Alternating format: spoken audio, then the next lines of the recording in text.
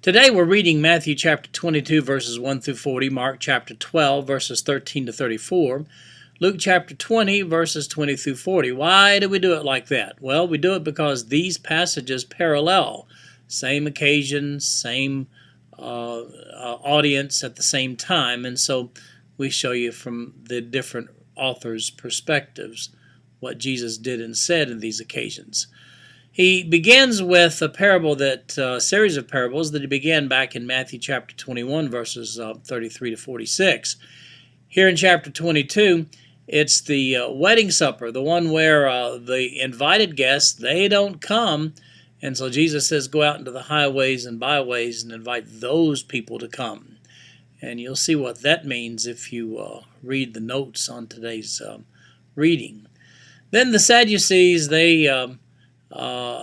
had their swing at Jesus. Now it's the Pharisees. The Pharisees, they team up with the Herodians. That's a strange alliance there, the Herodians and the Pharisees, because they hate each other. But they want to catch Jesus saying that you ought not to honor Caesar. And so that is what that is all about in the next section of Scripture.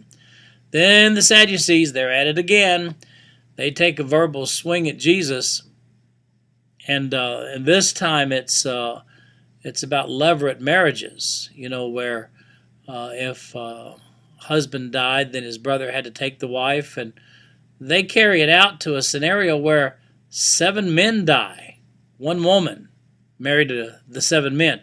Whose wife's she going to be in the resurrection? And Jesus masterfully answers that one.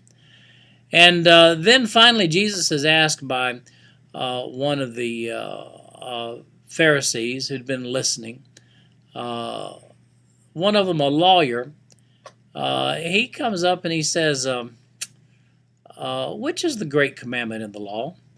And Jesus answers that. And of course it's, thou shalt love the Lord thy God with all thy heart, with all thy soul, with all thy mind. And he says the second is likened to it, thou shalt love thy neighbor as thyself. On these 2 commandments hang all the law and the prophets. And by the way, if you read the Old Testament carefully, you'll see that all that God really ever brought great condemnation on Israel for was forsaking those 2 commandments. And that's it for today's reading. Hope you enjoy it. We'll see you tomorrow.